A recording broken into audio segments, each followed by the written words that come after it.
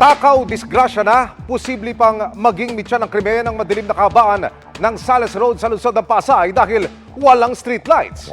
Idinulog yan ng mga residente at inaksyonan ng inyong Kapuso Action Man.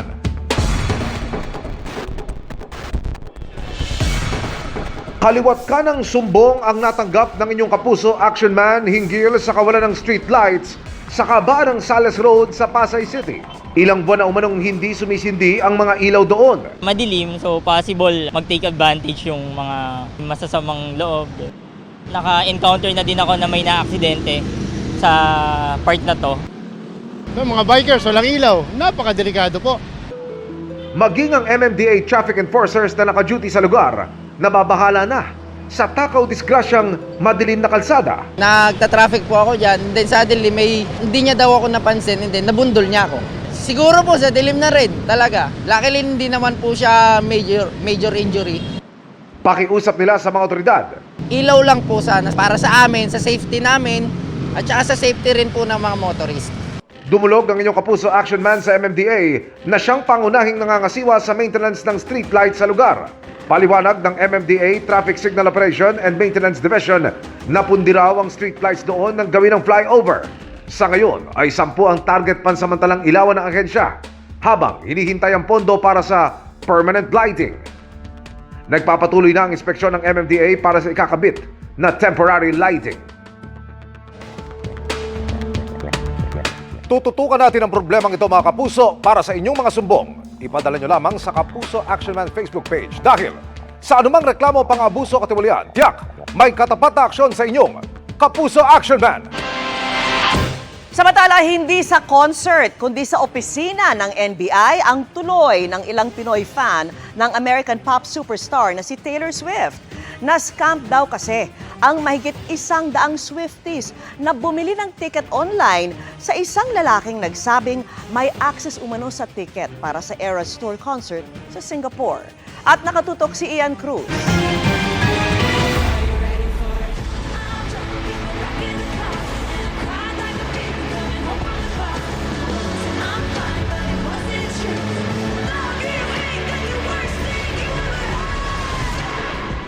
Ang pinakamalaking concert tour ngayon sa buong mundo, darating na sa Southeast Asia ngayong Marso. Kaya hindi na mapakali ang maraming Pinoy fans na mapanood ng personal ang Eras Tour ni pop superstar Taylor Swift sa Singapore. Pero Hulyo pa noong nakarang taon, nang mabilis pa sa 4:00 na sold out sa official sellers ang tickets para sa concert. Kasama sa hindi umabot dyan ang diehard Swiftie na si Jenny, di niya tunay na pangalan. Kaya naghanap siya ng ibang mapagbibilhan online. Isang kakilala raw ang nagturo sa kanya sa isang lalaking may access daw sa ticket ng Eras Tour sa Singapore. Nagpapakita siya ng mga proof ng transactions nga with other people. Tapos may mga nagba-vouch nga sa kanya, even to the point na nagbabanggit pa siya na may mga social media influencers at saka celebrities siyang napagbentahan ng ticket. Kahit na inabot ng 65,000 pesos ang babayaran, pikit mata raw niya itong pinadala sa pamamagitan ng online banking sa lalaki na nangako raw sa kanyang makukuha na niya ang ticket 2 linggo bago ang concert. Pero nang dumating na ang takdang petsa, hindi na niya makontakt ang lalaki na nagpakilala raw na taga Tuguegarao, Cagayan. Nagsimula na magsipag-comment yung mga bumili din sa kanya. It turns out, madami pala kami.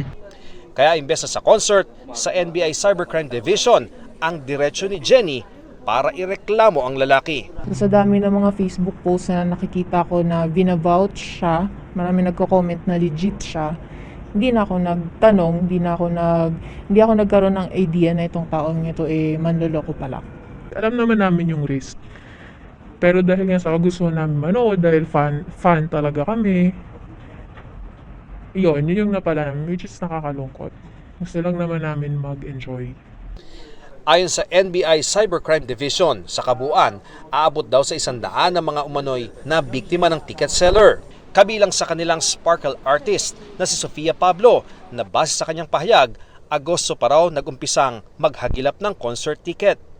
May una siyang kausap na reseller pero nagkaproblema Kaya sa lalaking nakatransaksyon din ni Jenny siya umasang makakakuha ng tiket matapos makapagbayad pero wala ring nahita.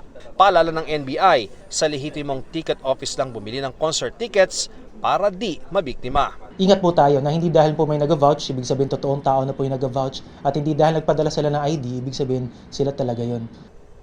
Pero lumalabas na hindi lang sa Pilipinas nakakaranas ng umunoy ticket scam. Ang online marketplace sa Singapore na Carousel, inanunsyo ngayon na tatanggalin na ang lahat ng listing ng mga nagbebenta ng Taylor Swift tickets dahil sa pagdami raw ng insidente ng scam. Si Jenny, naskaman, never say die pa rin sa panonood ng concert ng idolo. May bago raw siyang kausap, pero sa pagkakataong ito, di raw niya bibitawan ng bayad nang hindi hawak ang lehitimong ticket kapag nasa venue na sa Singapore. Kaliwaan. Pagka nakapasok na sa venue, saka magbabayad. Para sa GMA Integrated News, Ian Cruz, nakatutok 24 oras.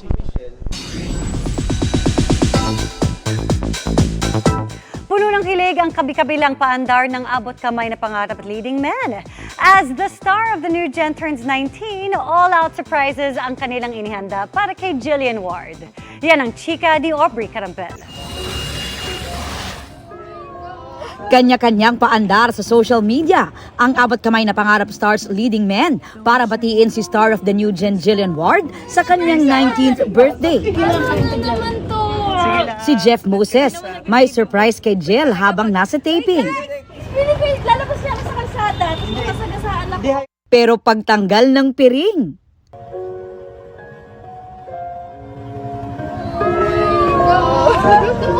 sumalubong kay Jill ang flowers, balloons, chocolates at higanteng stuffed toy. Napaiyak pa si Jillian na hinara na rin ni Jeff.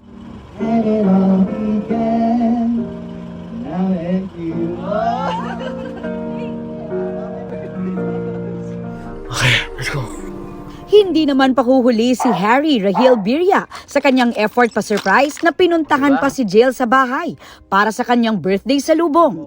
Hello Jill, happy birthday! Dahil unexpected, naka-jersey lang si Jillian pero very gentleman si Rahil na isinuot ang kanyang polo kay Jill. Bukod sa pagkain, niregaluhan din siya ni Rahil ng pusa. That's a real one! That's a real cat. It's a guy, pumayag naman na si tita. Sorry, nabigla kita. Bigla ko napunta dito. Happy birthday. Snaps ng pangmalakasang biritan ni Jill naman ang ibinahagi ni Doc Lyndon Ken Chan kasama ng carousel of photos ni Jill. Ang message ni Ken, "To my precious Doc, hope your birthday is as special as you are." Ibinahagi naman ng abot kamay na pangarap co-stars nila ang surprise kay Jillian sa set.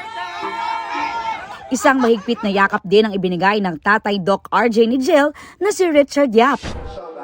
Samantala, personal namang nagpasalamat si Richard sa kanyang mga taga-suporta sa isang fans day. It's not about us. It's not about, getting famous or getting known or whatever. It's really what you can give to the viewers, what you can give to the people who look up to us. Marami pa raw twists and revelations na mangyayari soon sa hit Afternoon Prime series na dapat tutukan ng mga kapuso. At isa raw marahil sa sikreto kung bakit tumagal na ng mahigit isang taon ang serye. Behind the scenes, we're also so happy being together. As you can see siguro sa mga TikTok na ginagawa nila. For us, hindi na siya work eh. It's para sa amin, gusto namin gawin. Kaya pag sinabi na wala kang taping bukas, Aubrey Carampel, updated sa showbiz happenings. Inutusan na ni Secretary Boying Remulla ang Justice Department na gumawa ng legal na hakbang kasunod ng pagbasura ng korte sa mosyong kumukustyon sa pagpayag na makapagpiyansa ang mga akusado sa pagkawala ng 6 na sabungero sa Maynila.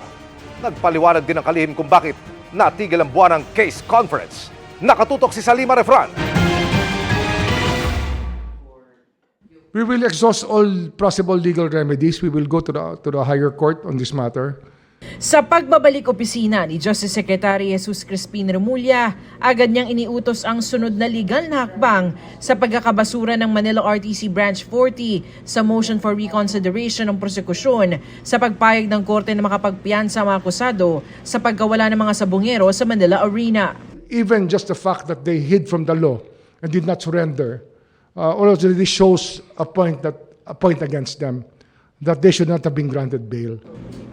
Noong isang linggo lang, naglabas ng sama ng loob ang pamilya ng ilan sa mga nawawalang sabungero dahil hindi na raw sila pinupulong ng DOJ. Natigil ang buwan ng case conference dahil nagpahinga at nagpagaling kasi si Remulla bunsod ng ilang komplikasyon sa kanyang immune system mula nang ma-bypass noong isang taon. Pupulungin daw ni Remulla ang mga pamilya ng mga nawawalang sabungero sa lalong madaling panahon. Hindi kami titigil. We will try to obtain justice the way that we promised them we will. Para sa GMA Integrated News, Sanima Rafran, Katutok, 24 Oras. Mga kapuso, isang low-pressure area ang namataan sa labas ng Philippine Area of Responsibility. Ayon po sa Pag-asa, sa ngayon ay mababa ang tsansa nitong pumasok sa PAR o maging isang bagyo. Pero yung trough o extension ng LPA ay umaabot sa bansa at makakaapekto sa ilang bahagi ng Mindanao.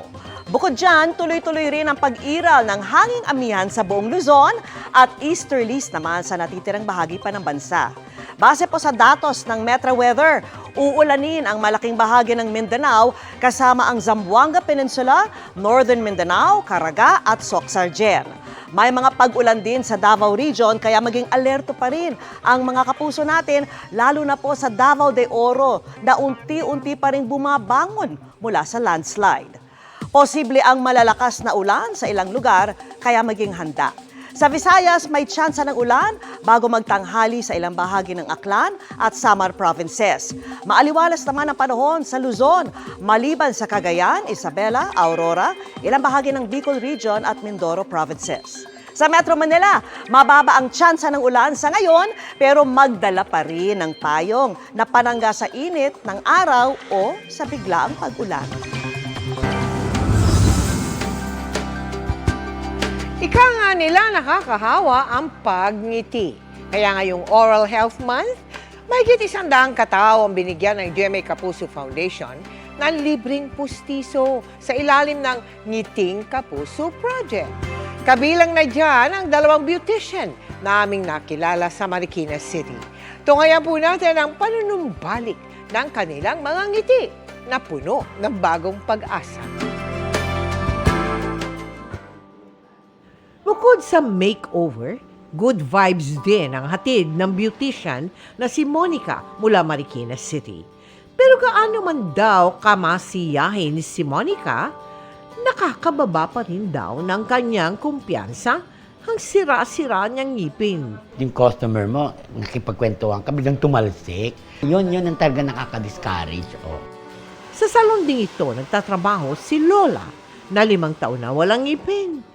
Hindi na nga daw siya nakakakain ng maayos dahil dito. Kung lagi kang gutom, siyempre manghihina ka nun. Kaya ngayong Oral Health Month, si Monica at Lola naman ang binigyan natin ng makeover.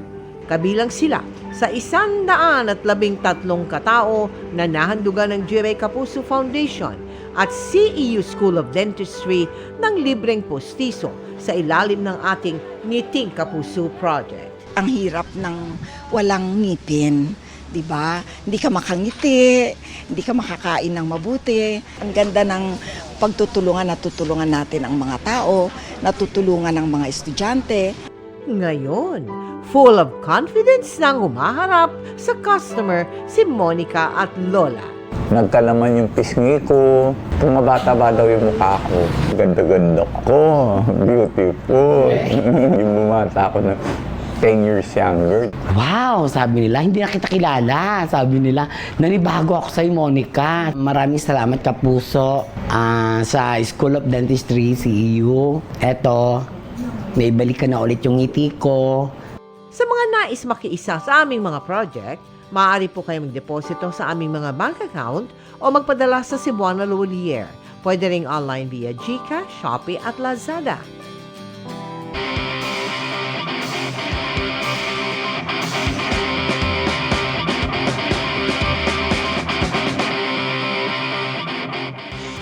Walang tapon ang mga basurang naiipon sa isang barangay sa Mandaluyong. Hindi lang kasi nare-recycle ang iba, naipapalit pa sa bigas at delata. Let's change the game sa eco-friendly na diskarteng yan. Wala pang alas 8 ng umaga. Tagsa na ang pila sa harap ng Barangay Addition Hills sa Mandaluyong City. Kada residente, may mga sakong dala. Ano kaya meron dito? Tara, let's find out. Ilang sako dala mo? 3 sako. Ilang araw mo ito ginawa? Ano tayo? Tapos nila yung sampuan. Ilang plastic to, nanay? 5. Dito kasi sa Barangay Addition Hills, ang inipong basura. May kapalit na pagkain sa mesa. May nagagawa palang basura, hindi lang dapat itapon. Malaking tulong din sa amin na nagigipit sa tulad ng bigas, ganyan. Malaking bagay sa amin yun. Asukal, ganyan, dilata, nakakaraos kahit paano Naglagay ako ng mga signage sa mga bahay-bahay, tapat ko, linis ko. Kaya lang parang hindi siya naging effective. Doon ko inisip yung konsepto ng palit basura. Nag-recycling tayo for this event, for this project. May tindahan po ako. May Doon tindahan? sa harap ng tindahan ko, nilagyan ko ng sako. Sabi ko yung mga pinagkainan yung mga bata, dito nyo ilagay. Ang mga tupo na mamulot sa karsada. Okay mga kapuso, timbangan na! Ayan na. So, kada kilo po ng mga nakolekta natin, 1 kilo, 25 points ang equivalent. 825 points, 33 kilos total para kay Nanay Melissa. Natutuwa, salamat sa pagkubit sa basura, palit pagkain. Sa kabuuan, umabot sa mahigit na 1,100 kilos ang nakolektang basura ng barangay. Kada 2 buwan sila nagtatakda ng pagpapalit basura. Tingnan nyo naman yung basura namin na ma-manage pa unti-unti. From waste to eco-bricks product. So, yun ang ginagawa rin namin. In fact, gawa sa eco-bricks ang outpost at plant box ng barangay. O di ba? Sadyang may pakinabang sa basura. There you go mga kapuso, yan po ang game-changing na programa nila dito sa Barangay Addition Hills in Mandaluyong City. Dahil bukod sa pagiging environment-friendly, napakarami rin pong mga mamamayan, residente ang natutulungan ng programang ito. So sana po magkaroon to ng iba't ibang version sa iba't ibang dako sa Pilipinas. Para sa GMA Integrated News, ako si Martin Javier, changing the game! Idinaraing ng mga magsasaka ang kakulangan ng tubig sa ilang bahagi ng Northern Luzon. Kaya para matulungan sila, pinag-aaralan na ng Department of Agriculture na mag-cloud seeding. May mga ikinakasana ring hakbang ang ilang lokal na pamahalaan sa Metro Manila para tugunan ang banta ng El Nino. Yan ang sanib pwersang tinutukan ni Sandra Aguinaldo at Maki Pulido. Dahil walang ulan at kulang sa patubig, mas maliliit daw ngayon ang bunga ng mais sa ilang taniman sa Lawag City, Ilocos Norte. Kaya imbes na matuyot palalo at di na mapakinabangan, maaga na lang nag-aani ang magsasakang si Patricio. Dikitin mo lamang nga mais ngamin. No awan ti danom. Bakil ti bunga na. So nga, nung ka masapul na danom, lubakil ti bunga na kahit napipintas pa.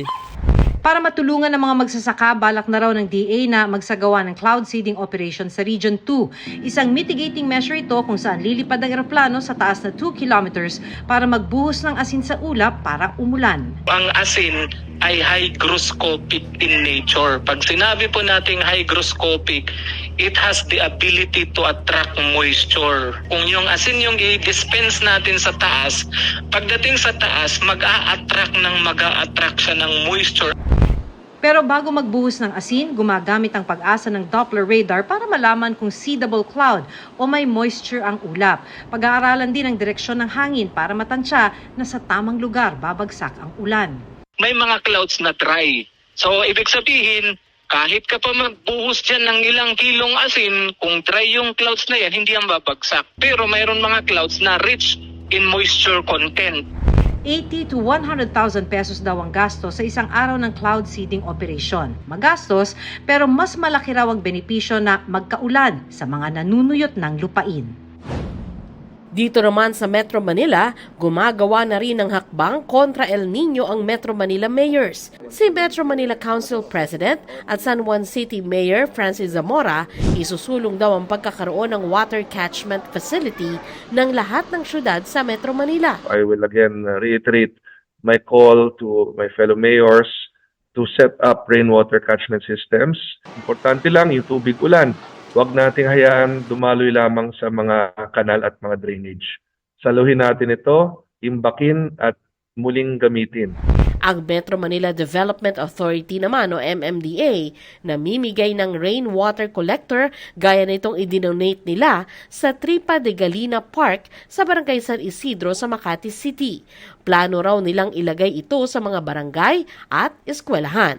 Para sa GMA Integrated News, Sandra Aguinaldo. Maki Pulido nakatutok, 24 oras.